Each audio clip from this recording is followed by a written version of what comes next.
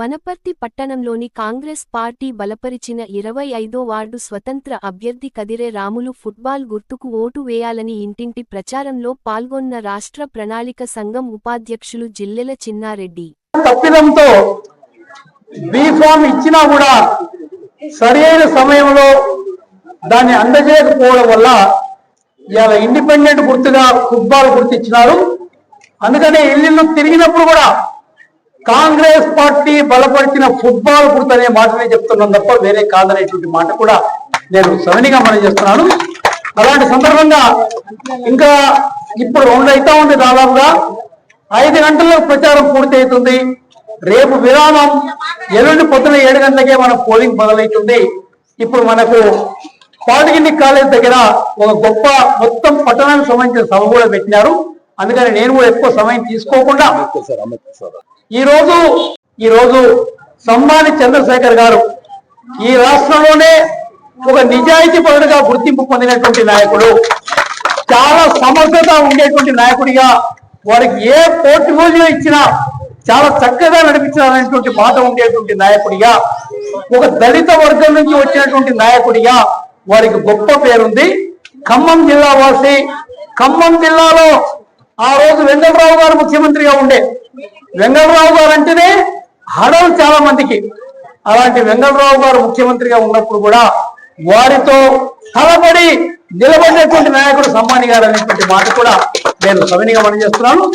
ఖమ్మం జిల్లాలో తనకంటూ ఒక గొప్ప పేరుందనేటువంటి మాట, రాష్ట్ర వ్యాప్తంగా ఒక గొప్ప పేరుందనేటువంటి మాట నేను సవినిగా మనం చేస్తున్నాను. అదే మాదిరిగా 7వ వార్డు నుంచి మన నాగమ్మ రాములు గారు ఇద్దరు కూడా ఈరోజు మీ అందరితో విజ్ఞప్తి చేస్తున్నారు. మా గుర్తు ఫుట్బాల్ గుర్తు, చేయి గుర్తు లేదని బాధపడకండి. ఈ ఫుట్బాల్ గుర్తునే చేతి గుర్తు అనుకోని ఆ ఫుట్బాల్ గుర్తు ఓటేయమని వారు మీతో కోరడం జరుగుతూ ఉందనేటువంటి మాట మనం చేస్తున్నాను. అదే మాదిరి ఇప్పుడు ఇంకా చాలా మంది పెద్దలు ఉన్నారు. అందరి పేర్లు తీసుకోకుండా ఇక్కడ విచ్చేసినటువంటి 25వ వార్డు, 7వ వార్డు, చుట్టుపక్కల వార్డులో ఉండేటువంటి ప్రజలందరికీ, ముఖ్యంగా కాంగ్రెస్ పార్టీ నాయకులకు, కార్యకర్తలకు, పత్రికా మిత్రులకు అందరికీ చేతులు జోడించి నా హృదయపూర్వక నమస్కారం. ఏ మాదిరిగా ఉండే ప్రభుత్వ పాలన నేను చెప్పాల్సినటువంటి అవసరం లేదు. పూర్తిగా అవినీతిమయమైనటువంటి పాలన మన వనపర్తిలోనే కాదు, రాష్ట్ర వ్యాప్తంగా మనం చూశాం. రాష్ట్రంలో తెలంగాణ ఏర్పడేటువంటి ఈ రోజు వాళ్ళు వాగేటువంటి ఆ పార్టీలో మొన్నటిదాకా కొనసాగి ఇప్పుడు కూడా ఎమ్మెల్సీగా ఉండేటువంటి కవితనే మాట్లాడుతూ ఉంది. కానీ ఒక్కరు సమాధానం చెప్పడం లేదనేటువంటి మాట కూడా మీతో మనం కలిసేటువంటి పరిస్థితి లేకుండే. ఒక పేదవాడు పోయి నాకు కష్టం ఉంది, ఈ కాగితం ఇస్తున్నా, దీనిపైన నా సమస్య తీర్చని చెప్పే పరిస్థితి లేకుండే. అదే రాజశేఖర రెడ్డి గారు ముఖ్యమంత్రి ఉన్నప్పుడు ప్రతి దినం ఒక 1000 మంది దాకా కలిసేవారు వారిని అనేటువంటి మాట కూడా నేను వారు చెప్పినటువంటి 6 వాగ్దానాలు 1ో 2ో తప్ప అన్ని అమలైనాయి. ఇలా మా అమ్మ బస్సులలో ఫ్రీగా తిరుగుతలేదు. ఈరోజు కరెంటు బిల్లు లేదు. మన రేవంత్ రెడ్డి గారు ప్రతి ఒక్క వ్యక్తి పైన 6 కిలోలు ఇలా ఉచితంగా 6 కిలోల సన్న బియ్యం మనకు ప్రతి నెలలో రావడం జరుగుతూ ఉంది కూడా నేను సవినిగా మనం చేస్తున్నాను. అందుకనే ఇలా టీఆర్ఎస్ వాళ్ళని కేవలం సోషల్ మీడియా వాడనే తప్ప వాస్తవంగా ఒకరితో నిలబడి మాట్లాడే పరిస్థితి వాళ్ళకి లేదు అనేటువంటి మాట. అంటే మళ్ళా పోయిన అధికారంలో అదే రేవంత్ రెడ్డి నుంచి కాంగ్రెస్ నుంచి అనేటువంటి తపన తప్ప ఈ రోజు కాంగ్రెస్ చేస్తున్న తప్పుల్ని ఎత్తు చూపుతాం. వనపర్తికి ఎంతో గొప్ప పేరుంది. రాష్ట్రంలో ఎక్కడ పోయినా వనపర్తి అంటే చాలు, చాలా గొప్ప వాళ్ళు మీరనేటువంటి భావన ఉంది. కానీ గతంలో ఉండేటువంటి టీఆర్ఎస్ ప్రభుత్వ పాలనలో ఏం జరిగింది? అవినీతి తప్ప ఇంకోటి లేదు. వాళ్ళు వాగును ఆక్రమించుకున్నారు, ప్రభుత్వ భూములు ఆక్రమించుకున్నారు, ప్రతి స్కీమ్ లో కూడా వాళ్ళు స్కాములు చేసినారు. అలాంటి వాళ్ళు మళ్ళా మాకు ఓటు ఇవ్వని అడుగుతా ఉన్నారు. అలాంటి వాళ్ళకి ఎట్లా మనం ఓటేస్తాం? మళ్ళా రేపు ఓటేస్తే అంతగా వండింతలు అవినీతి చేస్తారు. వాళ్ళు ఏమాత్రం వెనక్కి తగ్గరనేటువంటి మాట కూడా మీతో మనం చేస్తున్నారు. పార్టీ చాలా అవినీతిమయం అయిపోయింది గతంలో.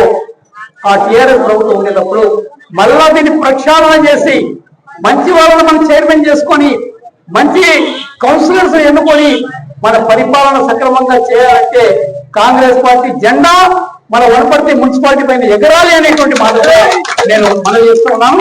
ఇక రేవంత్ రెడ్డి గారు మన వనపర్తిలో ఆయన పాత జ్ఞాపకాలు నెమ్మరేసుకొని పోవడం జరిగింది వనపర్తి నుంచి అనేటువంటి మాట కూడా మీతో మనం చేస్తున్నాను. అందుకనే ఈ 2 వార్డులలో మాత్రమే తప్పు జరిగింది. ఆ తప్పుకు మేము బాధ్యత వహిస్తున్న నాయకులనే మారే పొరపాటు, దానికి మేము క్షేమపణ కోరుతా ఉన్నాం. మీతో అనే మాట కూడా మీతో మాట్లాడుతున్నాను. దానికి కదిరామును బలి చేయొద్దు, దాని తర్వాత నాగమ్మను బలి చేయొద్దు. ఇదే చేయకూడదు అనుకోండి, ఈ ఫుట్బాలే చేయకూడదు అనుకొని మీరు ఫుట్బాల్ కు ఓటేసి వాళ్ళిద్దరిని పెద్ద ఎత్తున గెలిపించండి. ఇలా మన పీర్లగుట్ట ఏరియాలో ఉండేటువంటి సమస్యలు ఎక్కడ కూడా ఉండవు. అలాంటి ఆ తిరుమల స్వామి గుట్ట పైన ఉన్నట్లు మన బీద వాళ్ళు ఉన్నారు. ఆ బీద వాళ్ళ సేవనే ఆ తిరుమల వెంకటేశ్వర స్వామి సేవ అని మేమందరం అనుకుంటాం. తప్పకుండా వాళ్ళకి కావాల్సిన రోడ్లు, వాళ్ళకి కావాల్సిన డ్రైనేజు, వాళ్ళకి కావాల్సిన మంచినీళ్ళు, వాళ్ళకి కావాల్సిన లైట్లు, వాళ్ళకి కావాల్సిన స్కూలు, వాళ్ళకి కావాల్సిన ముఖ్యంగా సంక్షేమ కార్యక్రమాలు అవన్నీ మేము చేస్తాం. 3 ఏళ్ళు కాంగ్రెస్ పార్టీ అధికారంలో ఉంటుంది. ఎవరు ఏమన్నా ఏం చేసినా కూడా అధికారం ఉండే వాళ్ళే ఏదైనా పని చేయగలుగుతారు తప్ప ఇక టీఆర్ఎస్ ఓటేస్తే ఏమొస్తుంది? మనకు ఏమీ రాదు. రేపు 3 ఏళ్ళ తర్వాత వస్తారో లేదో వాళ్ళకే తెలియదు. ఇవాళ ఏం లేకుండా పోయినరు. అదే మాదిరిగా బీజేపీ మన రాష్ట్రంలో తెలంగాణలో లేదు. ఏదో అక్కడ ఇక్కడ 1 వార్డు 2 వార్డులు 3 వార్డులు ఉంటే ఉండొచ్చు. కానీ అలాంటి 2 పార్టీలు నమ్ముకుంటే కుక్కతోక పట్టుకొని గోదావరి ఈదినట్లయితుంది అనేటువంటి మాట నేను మనం చేస్తూ, తప్పకుండా కాంగ్రెస్ పార్టీ మహాసముద్రం, తప్పకుండా కాంగ్రెస్ పార్టీ ఓటేసి ఈడ కాంగ్రెస్ పార్టీ బలపరిచిన ఫుట్బాల్ గుర్తు ఓటేసి కదిరి రాములు గారిని నాగమ్మ గారిని గెలిపించవలసిందిగా మీతో చేతులు గుర్తుకే ఫుట్బాల్ గుర్తుకే కాంగ్రెస్ పార్టీ బలపరిచిన చేత గుర్తు ఫుట్బాల్ కే మన ఓటు.